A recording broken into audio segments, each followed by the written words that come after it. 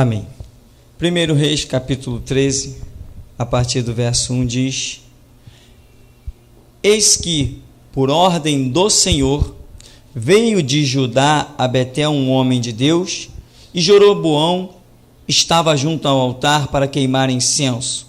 Clamou o profeta contra o altar, por ordem do Senhor, e disse: Altar, altar, assim diz o Senhor: Eis que um filho nascerá à casa de Davi, cujo nome será Josias, o qual sacrificará sobre ti os sacerdotes dos altos, que queimam sobre ti incenso, e ossos humanos se queimarão sobre ti. Deu naquele mesmo dia um sinal, dizendo: Este é o sinal de que o Senhor falou. Eis que o altar se fenderá e se derramará a cinza que há sobre ele. Tendo o rei ouvido as palavras do homem de Deus, que clamara contra o altar de Betel, Jeroboão estendeu a mão de sobre o altar, dizendo: Prendei-o. Mas a mão que estendera contra o homem de Deus secou, e não a podia recolher. O altar se fendeu e a cinza se derramou do altar, segundo o sinal que o homem de Deus apontara por ordem do Senhor. Então disse o rei ao homem de Deus: Imploro o favor do Senhor teu Deus e ora por mim para que eu possa recolher a mão. Então o homem de Deus implorou o favor do Senhor, e a mão do rei se lhe recolheu e ficou como dantes. Disse o rei ao homem de Deus: Vem comigo à casa e fortalece-te, e eu te recompensarei. Porém o homem de Deus disse ao rei: Ainda que me desses metade da tua casa, não iria contigo, nem comeria pão, nem beberia água neste lugar, porque assim me ordenou o Senhor pela sua palavra, dizendo: Não comerás pão, nem beberás água, e não voltarás pelo caminho por onde foste. E se foi por outro caminho, e não voltou pelo caminho por onde viera a Betel. Amém. Você pode sentar. Irmão, existe uma coisa que ela permanece no meu espírito muito seriamente, e ela é uma advertência para mim. Sempre que eu vou procurar fazer uma coisa, eu procuro ficar quieto e orar, e enquanto eu não tenho uma palavra de oração a respeito daquela situação, enquanto eu não acredito numa direção, enquanto Deus não fala, eu fico na minha. Porque o que nós precisamos, temos tão redundantemente falado, é direção de Deus. Se este homem aqui não tivesse na direção de Deus, ele teria sido morto ali mesmo. Amém?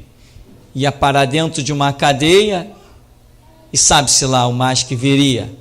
Mas como ele estava na direção de Deus, como diz o verso 1, eis que por ordem do Senhor veio de Judá a Betel um homem de Deus.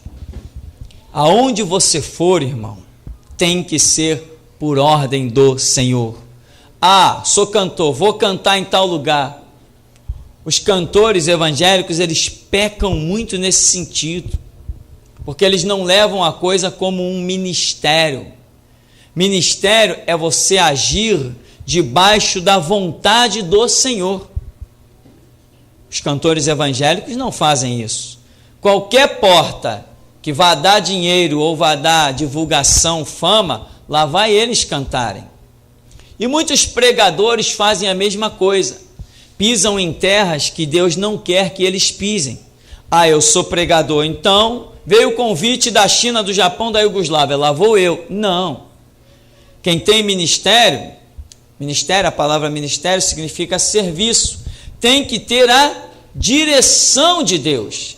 Se não tiver a direção de Deus, olha, pode ser complicado demais. E nós vamos ver alguns exemplos de alguns que tiveram esta direção de Deus, mas acabaram perdendo essa direção de Deus. Então veja que este homem foi lá, imagina, né, uma profecia dessa, ó, o sinal é esse, o altar vai se fender. Que coisa impressionante, que unção deve ter tido naquele momento. Aí o rei disse logo, olha, disse o rei ao homem de Deus no verso 7, vem comigo à casa, fortalece-te e eu te recompensarei. Ó, vou chamar esse cara para o meu lado, vou fazer uma aliança com ele, já vi que o cara é bom, A minha mão ficou mirrada, ele orou, a mão voltou. Ah, não, esse camarada aí eu vou me achegar a ele. Amém? Irmão, só te achega aquele a quem Deus quer que você se achegue. E tem mais, não deixa se achegar a você quem Deus não quer que se achegue a você. O rei fala, opa, peraí, não, vem cá, meu amigo, vem cá. Não, mesmo que você me desse o quê? Metade, né? Metade da tua casa, nem contigo eu não vou. Porque assim me disse o Senhor, não come nem pão, nem bebe água nesse lugar. E não pisa nem 2 vezes no mesmo caminho, entra por um lugar e sai por outro. O que é isso? Direção de Deus. A coisa é maravilhosa e nós vamos ver mais adiante que este grande homem de Deus, cujo nome não aparece, que é mais um detalhe importante, se você é homem de Deus, não é o teu nome que tem que aparecer. Se você é homem de Deus, quem tem que aparecer é o Senhor Deus, não é você. Mas acontece que muitos pregadores por aí estão tendo o seu nome mais famoso que o nome de Jesus. Aqui está, um profeta prediz contra o altar, a coisa foi tremenda. Quando o rei disse assim, pega esse homem, a mão travou, endureceu, secou. O rei implorou, não, pede a Deus para minha mão voltar. Orou, voltou. O homem cheio da unção, qual é o nome dele? Entende, meu irmão? Glorioso é quando você passa pelos lugares e as pessoas dizem assim, poxa, passou aqui um homem de Deus que marcou a minha vida. Como é o nome dele? Não, eu não sei, mas que marcou a minha vida, marcou. Uma coisa ele me deixou como uma bela herança, o nome que é sobre todo nome, o nome de Jesus. Quando ele passou por aqui, ele me deixou marcas de Jesus na minha vida. Não queira deixar as tuas marcas na vida de ninguém. Quando Deus dá direção para alguém, Ele dá direção para que as marcas dele fiquem. Ele dá direção para que o nome dele seja glorificado. Irmão, amanhã você vai ter um título. Toma cuidado para que esse título não te assassine, não te mate, não te destrua. Deus vai te dar um título, sim. Ele vai te dar um título.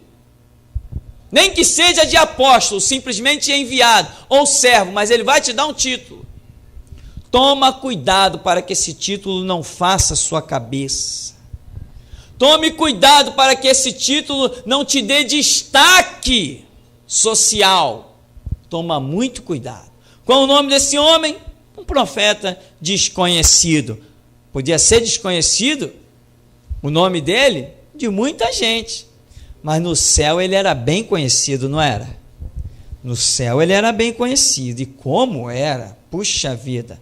Se muitos que têm nome na mídia fosse conhecido no céu um pouquinho como esse homem era, então, mais adiante você vai ver que este homem de Deus, vem aí a partir do verso 11, a desobediência e o castigo do profeta. Esse mesmo profeta tremendo, aparece alguém no caminho dele e diz assim, olha, vem para minha casa, come, bebe, descansa, depois você segue o seu caminho. Eu falo, não, o Senhor me ordenou, eu não posso fazer isso, não posso voltar, não posso entrar pelo mesmo caminho 2 vezes, não posso comer nem beber nessa cidade. Imagina, Israel era uma cidade de sol sempre acima de 45 graus, e a ordem de Deus para aquele homem foi que ele não podia nem beber. O homem veio de uma cidade distante, e ele tinha que fazer a obra naquela cidade e nem comer naquele lugar. Deus te deu uma missão difícil, meu irmão. Não larga ela, vai em frente. Sabe por que ele te deu uma missão difícil? Porque ele olhou e viu que podia contar contigo. Missões difíceis só são dadas para pessoas especiais, capacitadas, gabaritadas. Missões difíceis não são dadas para qualquer um. A missão desse homem era difícil. Vai lá, entra na cidade, não come, não bebe.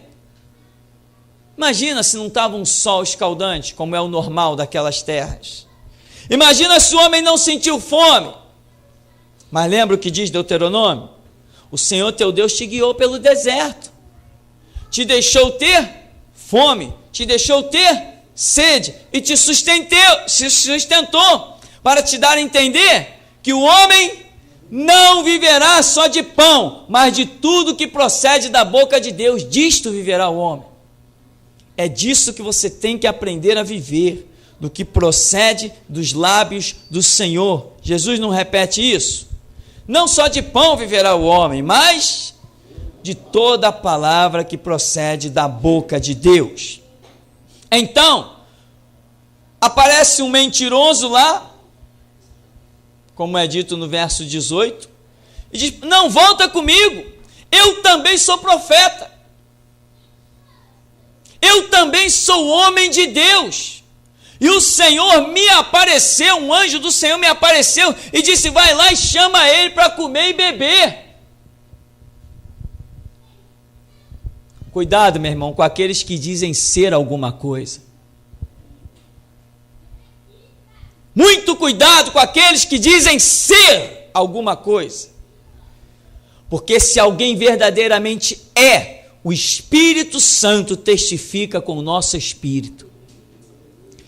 Não dê ouvidos a ninguém. Deixa que o teu espírito ouça o Espírito Santo. Toma cuidado com aqueles que dizem eu sou. Agora, tem mais uma abominação, e já entrou no meio do evangélico com toda a carreta que tem direito. Um negócio chamado CFT, como é que chama aquilo? Conselho Federal dos Teólogos. Aí eu acessei a internet para ver a reportagem, entrei no site, me ligaram 4 vezes já para eu me filiar. Conselho Federal dos Teólogos. Aí, quando eu acesso, está lá aquele camarada que pensa que é crente, um tal de Garotinho, Companhia Limitada, Cassiane, que até pensa que é pastora, o marido dela também pensa que é pastor, o tal do Jairinho, e dando o maior testemunho.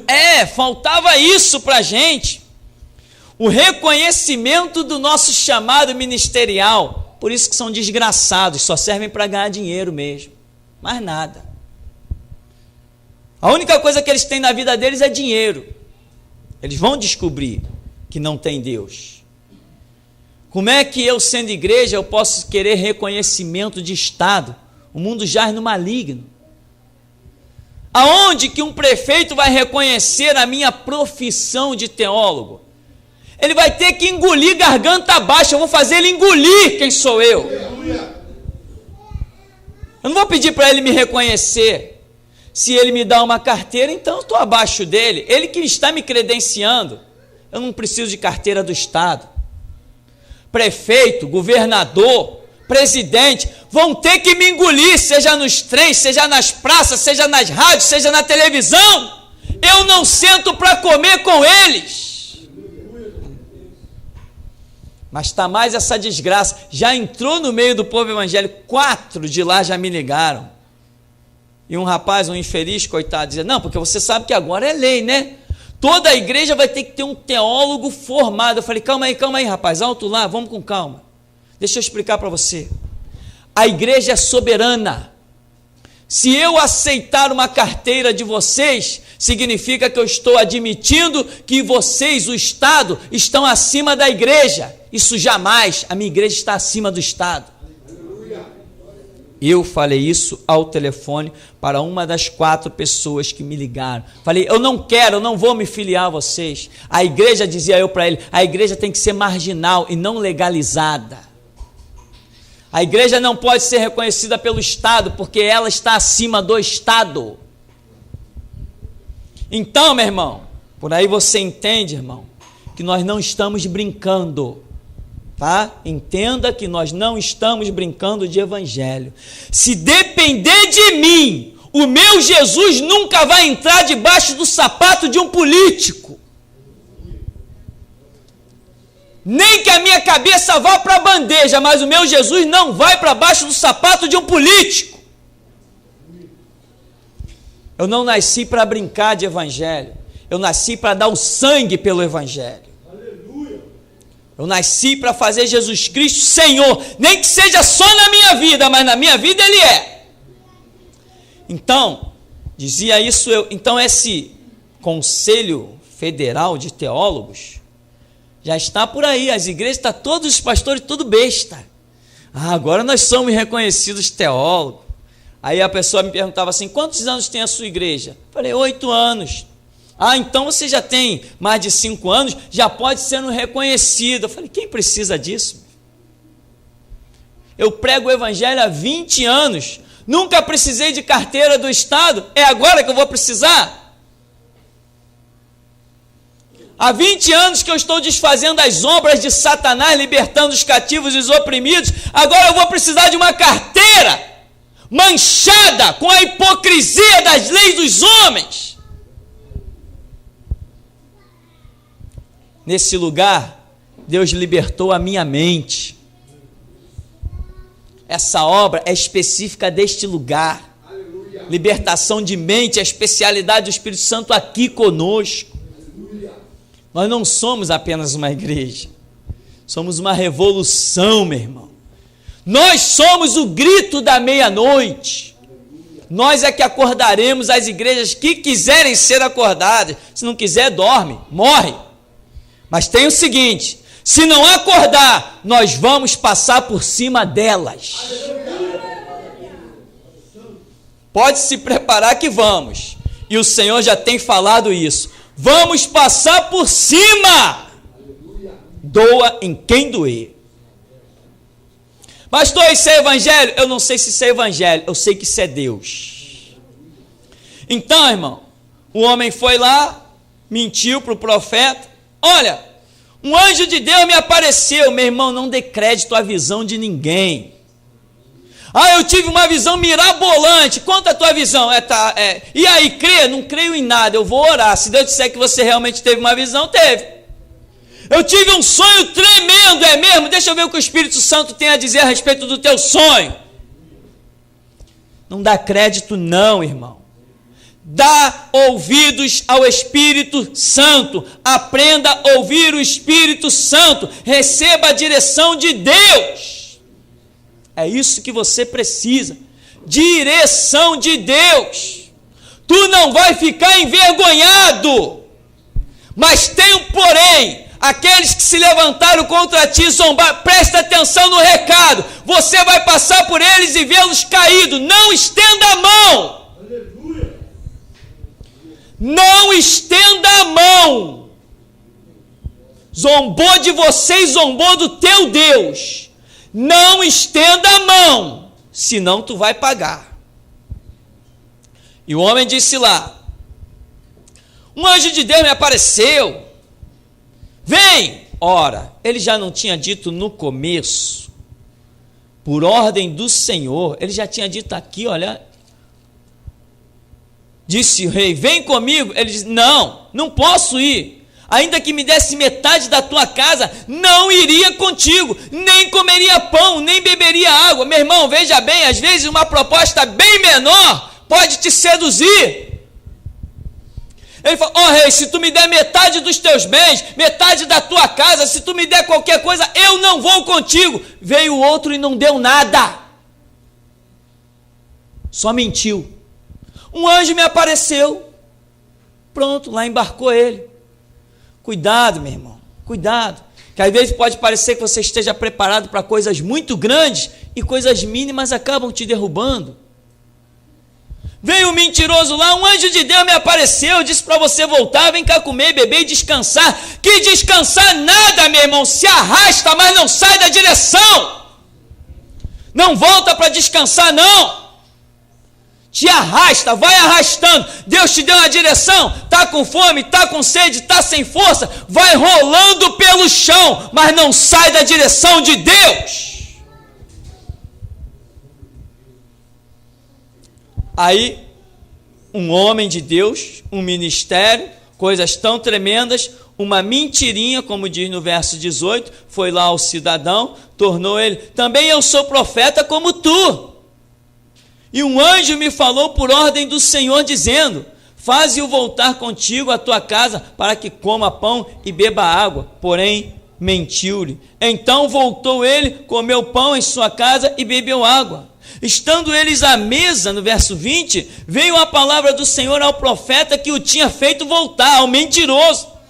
E clamou ao homem de Deus que viera de Judá, dizendo: assim diz o Senhor: porquanto foste rebelde à palavra do Senhor, não guardaste o mandamento que o Senhor teu Deus te mandara, antes voltaste, comeste pão e bebeste água no lugar que ele dissera: não comerás pão nem beberás água, o teu cadáver não entrará no sepulcro de teus pais. Depois de o profeta que o fizera voltar a haver comido pão e bebido água, albardou para ele o jumento, foi-se, pois, e um leão o encontrou no caminho e o matou. Seu cadáver estava atirado no caminho, e o jumento e o leão parados junto ao cadáver.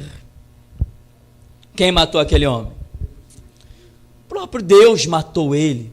O próprio Deus ordenou um leão para matá-lo. Entende? Porque ninguém mata um servo de Deus. Aquele que tem pacto com Deus, é Deus que trata com ele. Por isso um leão não foi uma flecha, porque flechas são lançadas por homens. Não foi uma espada qualquer, porque espadas são manejadas por homens. Mas foi um leão, que é símbolo do leão da tribo de Judá, que é o próprio Deus Todo-Poderoso, para mostrar que aquele que tem negócio com Deus, Deus é que trata com ele. Então, direção, o homem sai da direção. O que resta para alguém que sai da direção de Deus? Parece que só restou para este homem a morte. Se você voltar um pouquinho no livro de Samuel, eu quero que você volte aí, em 1 Samuel capítulo 13, temos outro episódio interessantíssimo. 1 Samuel capítulo 13. Nós conhecemos da história de um rei chamado Saul.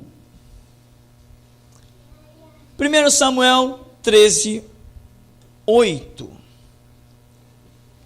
Diz: esperou Saul 7 dias, segundo o prazo determinado por Samuel. Não vindo, porém, Samuel a Gilgal, o povo se foi espalhando dali. Então disse Saul: trazei-me aqui o holocausto e ofertas pacíficas. Ofereceu o holocausto. Mal acabara ele de oferecer o holocausto, eis que chega Samuel. Saul lhe saiu ao encontro para o saudar. Samuel perguntou: que fizeste? Respondeu Saul: vendo que o povo se ia espalhando daqui, e que tu não vinhas nos dias aprazados, e que os filisteus já se tinham ajuntado em Micmais, eu disse comigo: agora descerão os filisteus contra mim a Gilgal, e ainda não obtive a benevolência do Senhor, e forçado pelas circunstâncias, ofereci holocausto. Então disse Samuel a Saul: procedeste neciamente em não guardar o mandamento que o Senhor teu Deus te ordenou, pois teria agora o Senhor confirmado o teu reino sobre Israel para sempre. Já agora não subsistirá o teu reino. O Senhor buscou para si um homem que lhe agrada, e já lhe ordenou que seja príncipe sobre o seu povo, porquanto não guardaste o que o Senhor te ordenou. Qual era a ordem dada para Saul? Em que ele ali ficasse aguardando até que Samuel chegasse para oferecer o holocausto, e que eles iam estar numa guerra, numa situação de guerra dos povos antigos. Saul, porém, foi oferecer o sacrifício, não sendo ele sacerdote, automaticamente, desde o antigo, desde Pentateuco, nós vemos que Deus não tolerava quem não fosse sacerdote oferecer sacrifício ou entrar nesse ritual, porque Deus ordena as suas coisas diligentemente. Cada um tem a sua própria função, cada um tem o seu espaço. Deus não tolera que um invada o espaço do outro. Deus não tolera que um tenha inveja no espaço do outro. Deus não tolera que um se ache maior que o outro. Ele diz: você é rei, você é sacerdote, você é o que eu digo. Aleluia. Glória a Deus. É assim que Deus faz. Então determinou: Saul é rei, Samuel, você é o sacerdote, vai lá. Saul, aguarda aí, eu vou aí. Até quando Saul tinha que aguardar? Até quando tivesse que aguardar. Não podia se desviar em nenhum momento, tinha que ficar aguardando. Irmão, você tem uma direção de Deus? Está demorando? Se está demorando, pode ser que Deus esteja preparando uma bênção maior do que o que você pensa. Não te apresse. Não enrola os teus passos. Não põe o carro na frente dos bois. Está demorando? Espera. A Escritura diz: esperei pacientemente no Senhor. Ele se inclinou para mim, ouviu o meu clamor, tirou-me de um charco de lodo, pôs os meus pés sobre uma rocha e deu-me um novo cântico. Espera, tenha paciência, aguarda no Senhor. Veja bem que aqui diz o seguinte: Saul está lá 7 dias, segundo o prazo determinado por Samuel. Não vindo, porém, o povo foi se espalhando dali. Veja bem, e Saul vai dizer isso para Samuel: eu via que o povo se ia espalhando de mim, então eu falei o seguinte: eu vou oferecer o holocausto. Irmão, presta atenção, você está numa obra pensando em você ou está pensando em Deus? Você está pensando em você ou está pensando em Deus? Saul aqui estava pensando nele ou estava pensando nas coisas de Deus?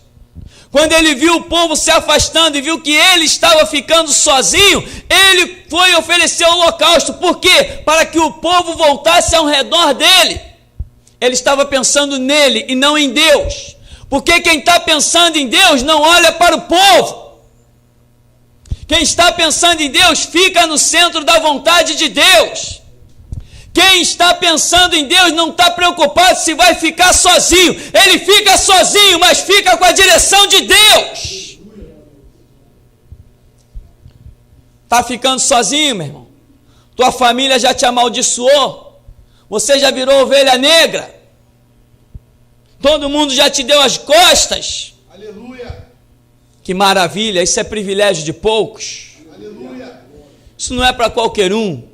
Só os valentes podem ser rejeitados e permanecer firme. Glória a Deus.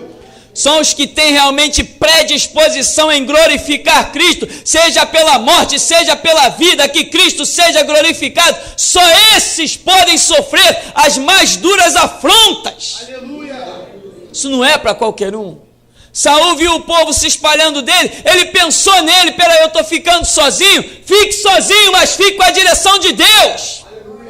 Deus falou para esperar 7 dias, espere 70 vezes 7, mas não sai daquilo que Deus te determinou. Não é você que faz a hora acontecer, é Ele. Diz o profeta Daniel, Ele muda os tempos e as estações, então não te preocupa. Aí ele vai, vendo que o povo, no verso 11, ia se espalhando daqui e que tu não vinhas nos dias aprazados e que os filisteus já se tinham ajuntado, eu disse comigo: agora descerão os filisteus contra mim, e ainda não obtive a benevolência do Senhor. Meu irmão, Deus te deu uma direção. Deixa os inimigos se ajuntarem. Deus te deu uma direção. Deixa os inimigos se arrumarem. Deixa os inimigos se fortalecerem. Ninguém surpreende o teu Deus. Ele, com uma palavra, ele neutraliza todos os exércitos do mundo.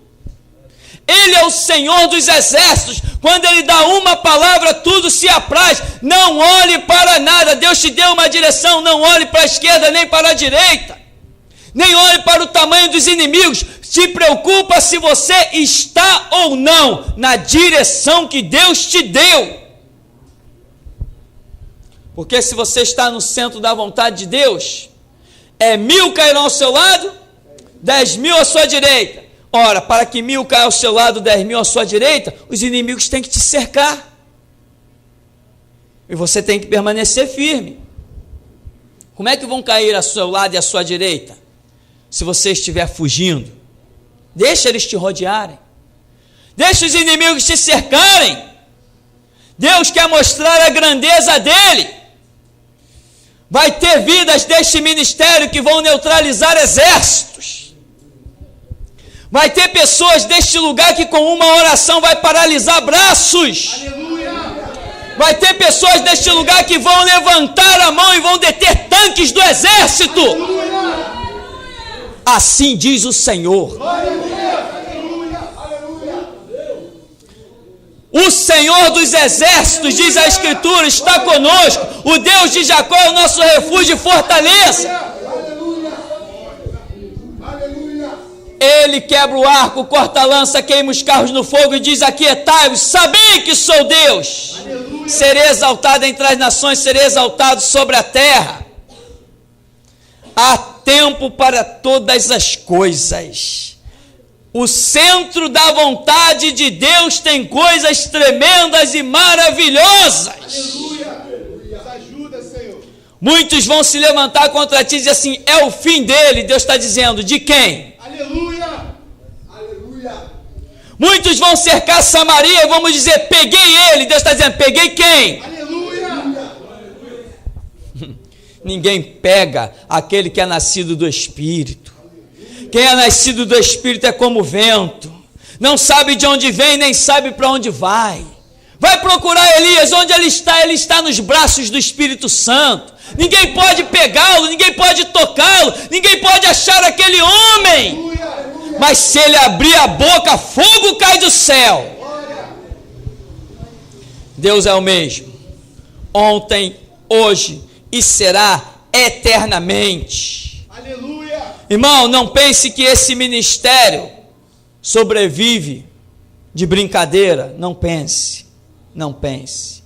Tem preços altos que só eu e Deus conhece. Tem lágrimas que homem nenhum conhecerá. Mas cada uma delas eu digo: eu sei, Senhor, que Tu és justo. E aqueles que com lágrimas semeiam, com júbilo também ceifarão. Nós não estamos aqui para brincar. Às vezes a direção que Deus nos dá é tão terrível, tão ranhida, tão dura, meu irmão, que nós ficamos orando: Senhor, é isso mesmo? Mas há um trecho na Escritura que diz que João Batista tinha recebido um sinal, uma direção. E havia sido revelado a ele o seguinte: olha, aquele sobre quem você vê descer o Espírito Santo em forma de pomba, esse é meu filho amado em quem me comprazo. Esse é o Messias. Mas a lida do dia a dia, né? A vida do dia a dia, as batalhas do dia a dia, cercaram João Batista de tal maneira que ele pegou um grupo de discípulos e disse assim: vai lá perguntar a esse homem aí se é ele mesmo. Se é ele mesmo, ou nós devemos esperar outro. João Batista, por um momento, teve um lapso, um distúrbio da direção de Deus na vida dele. E mesmo depois de ter visto o Espírito Santo em forma corpórea de pomba repousar sobre Jesus, ainda teve lá os seus atritos interiores. Mas para não sair da direção de Deus, ele teve humildade. Vai lá, meus discípulos, pergunta a esse Jesus aí se é ele mesmo que devia vir. Jesus identificou a humildade na pergunta dos discípulos de João e deu a resposta. Vai lá e diz para João: os cegos veem, os coxos andam, os mudos falam, os surdos ouvem, os mortos são ressuscitados, e aos simples e humildes é anunciado o reino de Deus. Irmão, você pode ter dúvidas, você pode às vezes não saber qual o centro da vontade de Deus para a sua vida, Mas se você consultar aquele que era, que é e que há de vir, o que é sobre todo nome, que é o Todo-Poderoso, ele te dará a resposta certa. É dele que você tem que ouvir. João Batista não mandou perguntar aos escribas, os sumos sacerdotes de Israel, nem as autoridades. Mandou perguntar o certo, aquele que tinha que ser perguntado. Isto é, direção de Deus. E é isso que nós precisamos. Amém. Você tem coração sincero? Como João Batista? Como tantos outros? Não como Saul. Saul não tinha coração sincero. Mas se você tem coração sincero, você toma até um caminho errado, mas Deus te intercepta no caminho e te reaponta a direção. Não foi isso que fez com Paulo em Atos 22? Paulo, tu tomou o caminho errado, vem cá, meu servo. Arrebatou ele e disse: sai de Jerusalém, pois não receberão o teu testemunho. O caminho que eu tenho contigo é para os gentios de longe. Deu ou não deu a direção? Porque Paulo tinha coração sincero. Ele não foi em Jerusalém atrás do ouro e da prata. Ele foi em Jerusalém atrás da conversão dos judeus, que ele acreditava que, como descendente da tribo de Benjamim, poderia falar, pregar para aquele povo e resgatar a alma deles. Então o coração de Paulo era sincero, não foi pensando em si, foi pensando nos outros. Pensando nos outros, ele saiu da direção de Deus. Irmão, cuidado! Cuidado! Não queira ser mais bonzinho que Jesus. Não queira ser melhor que Deus. Paulo se apaixonou pelo resgate da alma dos judeus a ponto de sair da direção. Quando Jesus fala com ele, diz assim: não, não é aqui, sai de Jerusalém. Ele não deu ouvidos, porque a paixão dele foi tanta que ele acabou se desviando. Jesus entendia essa sinceridade, chamou ele, conversou com ele, mas ele não quis ouvir Jesus. E aí o final da vida de Paulo não é tão feliz quanto aquele que estava projetado entre os gentios. Então também, meu irmão, toma cuidado para que a sua compaixão pelas almas não te tire da direção de Deus. Vá aonde Deus te enviar. Pregue o que Deus te ordenar. Ah, mas se eu não for a tal lugar, vão baixar ao inferno. Se Jesus não me mandar lá, que baixem ao inferno, isto não é problema meu. Eu tenho que estar no centro da vontade de Deus. Ah, mas as almas estão no leste, sinto muito, mas Jesus me mandou para o oeste, é para lá que eu vou. As almas estão no norte, mas Jesus me mandou para o sul, não posso fazer nada, tchau, vou para o sul. Paulo cometeu este erro, saiu da direção de Deus. Agora, para nós concluirmos, em Crônicas, segundo Crônicas capítulo 20, quando nós buscamos ao Senhor, nós recebemos do Senhor. Segundo Crônicas capítulo 20, é um texto, a vitória de Josafá sobre Moabe e Amon. Os inimigos estavam vindo contra Judá. Josafá, reconhecendo sua pouca força, clama ao Senhor. E olha o que diz, segundo Crônicas capítulo 20, verso 12. Ah, nosso Deus, acaso não executarás tu o teu julgamento contra eles? Porque em nós não há força para resistirmos a essa grande multidão que vem contra nós. Não sabemos nós o que fazer, porém os nossos olhos estão postos em ti. Todo o Judá estava em pé diante do Senhor, como também as suas crianças, as suas mulheres, os seus filhos.